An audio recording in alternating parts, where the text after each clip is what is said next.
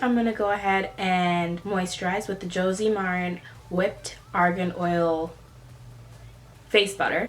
If you haven't tried this, you should try it. I love it. I just got it a couple days ago, but I have oily skin, and this is supposed to be like super hydrating, and it's unscented, but it feels so good on my skin. I really like this moisturizer.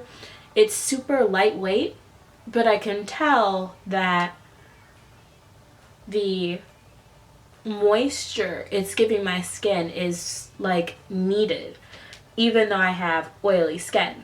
And if you didn't know, the best thing you can do to combat the oils in your skin if you have oily skin is to use oils on your skin.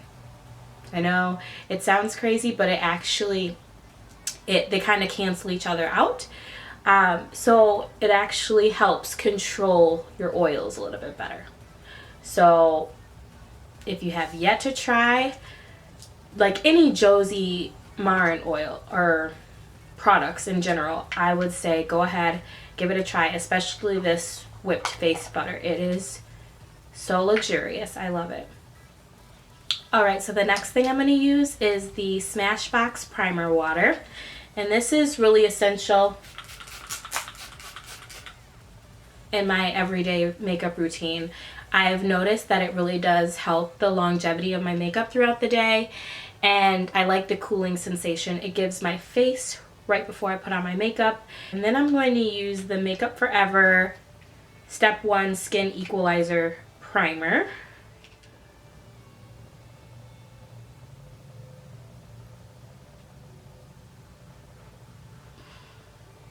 And I'm basically concentrating that just in my T-zone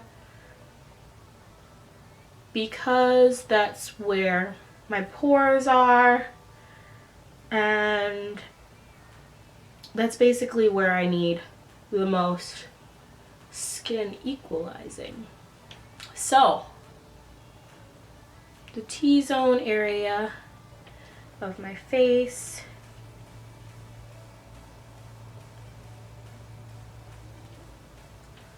and I really mostly concentrated on my nose. I just do a little bit on the chin.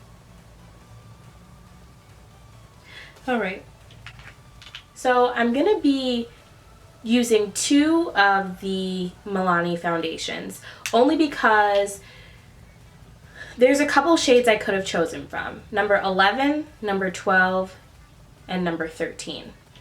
Those all seem to be like they could have like the correct undertone for my skin tone, but when I got them all, they were just all off. 11 was the perfect undertone, that nice yellow undertone, but too light. And number 13 was the perfect depth, but too dark. Too red in undertone, I should say. The depth and color was right, but the undertone was red. So little old me took number 11 and number 13 and mixed them together, and I made the perfect foundation color. So I'll be mixing these 2 together for my perfect match. So I'm going to take about a half a pump of number 11. And then about a half a pump of number 13. Alright, so I'm going to mix these together.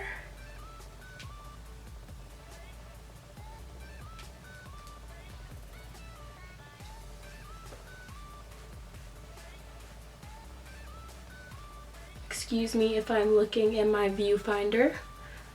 My mirror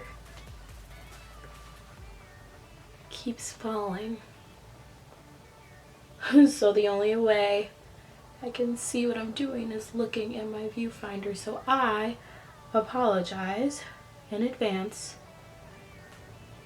for looking at my viewfinder.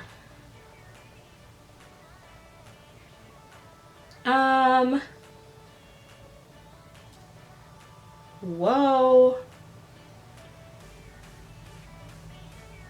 Do you know how much I'm loving this foundation right now? Holy cow.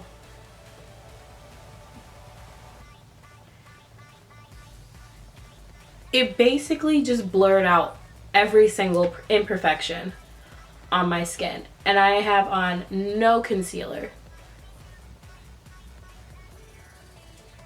Oh my goodness.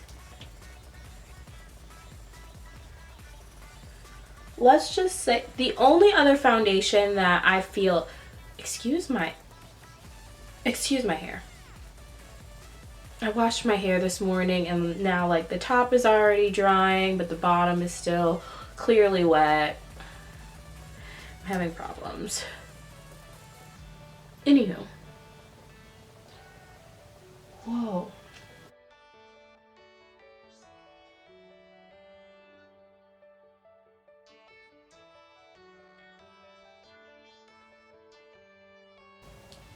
The only other foundation that I could even say this is comparable to, I don't even want to say it, but it almost, the only other foundation that I would say I personally could feel like I could walk out of the house and my imperfections are somewhat covered up with is the MAC Studio Fix foundation. And even then, I still personally knew I needed concealer, you know? But dang, like, honey could go straight out right now with no concealer on. Like, gorgeous. Gorgeous. And it feels like nothing. That's the crazy part about it. Like, it literally feels like I have no makeup on. It's so lightweight. Ooh, I'm excited. I'm excited. I'm excited. All right, so I'm gonna go ahead and finish up the rest of my makeup, and then I will come back to you guys and let you know what I think once I do concealer and contour and all that good stuff. All right guys, so I'm back. I went ahead and I finished my makeup. I'm still really loving this foundation. Like, this foundation is so flawless. I love it, I love it, I love it. It blended well with the rest of my makeup. I didn't have any problems blending out my concealer or my cream contour, anything like that. My powders went on smoothly on top of it. And I just noticed I really liked the weight of this foundation. It felt like nothing throughout my whole makeup application. I love this foundation. It will probably be one of my holy grail drugstore foundations, and I know it'll be in my favorites, I'm sure, for the month of April. I am gonna head to the mall for a little bit, so I'm gonna wear it and see how it wears throughout the day, and then I will come back and I'll give you guys my final update. So far I've noticed that my powders cling very well to this makeup. So my oils have yet to really start seeping through yet. Hopefully that stays that way. If so, I've found my new favorite foundation in general. High-end or drugstore, this is just a bomb foundation. So like I said, let me go ahead, let me go shopping for a little bit, and I'll come back to you as soon as I'm done. Hey guys, I'm back. So it's currently 1 o'clock in the morning. So it's been about 12 hours since I last talked to you guys, and this is how my makeup is holding up. I have not reapplied anything. I can feel my lashes coming off, but I have not reapplied anything. I am still completely in love with this foundation. and I would recommend it to any and everybody. I did want to point out some of the things about this foundation though. It's the Milani Conceal and Perfect Foundation 2-in-1, and it claims that it's a medium to full coverage, which is so true. It is. I think it's full coverage, but I could see, depending on what you use to apply it, whether it be a brush or a sponge or whatever you decide to use, I could totally see this being medium to full coverage. Now, it's claiming lightweight, oil-free. Definitely lightweight. I feel like there is nothing on my face. The thing that I do feel on my face right now is my concealer. Those LA Girl Pro concealers, they're creamy, they're thick, you can feel them. So that's what I do feel on my face, but I feel not a trace of this foundation. So I definitely agree with that. And then it says long wear, water resistant, and sweat proof. Long wear, it's 12 hours. It's still on my face. I'm still looking halfway decent. And water resistant, don't know. I didn't go anywhere near water or anything like that, but it claims to be water resistant and sweat proof. I don't know if oily skin would necessarily count as sweat proof, because I feel like they're both coming from within the body, and perspiring or sweating is kind of like the oils protruding through the skin. I don't know.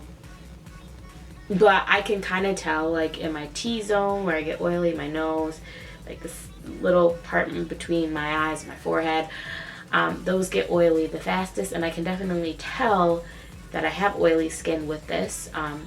I could use like a little bit of blotting, but it's not like harsh oils, you know? So I don't know, depending on your skin type, I guess that statement of sweat resistant could be true, and water resistant, but I don't know. I will say that next time I go on a trip where I'm around water, I probably will try and be around the pool and everything with it, and I'll let you know. I'll give you a little bit of an update. I may even try to like do some type of a shower thing with this. We'll see. I might give you like a continuous thought later on, but as of right now, I love it and I would recommend it. I am not sponsored in this video. I am giving my honest review. I love this foundation and it is now one of my holy grails. I hope you guys enjoyed this video and I can't wait to see you next time. Bye.